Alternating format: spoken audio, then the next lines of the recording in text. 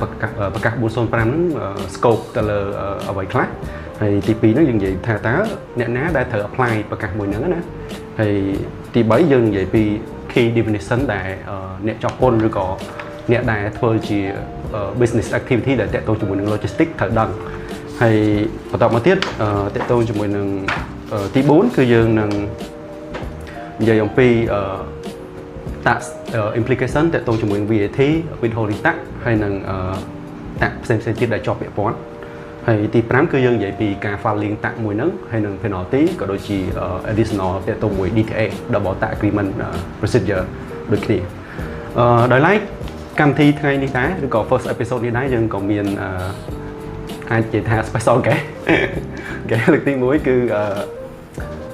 បងពិសិដ្ឋដែលជាប្រធានខមមុនរបស់ PAT ផ្ទាល់មកដើម្បីមកធ្វើការចែករំលែកទាក់ទងមួយប្រកាសថ្មីមួយនេះដែរសូមអញ្ជើញបងពិសិដ្ឋ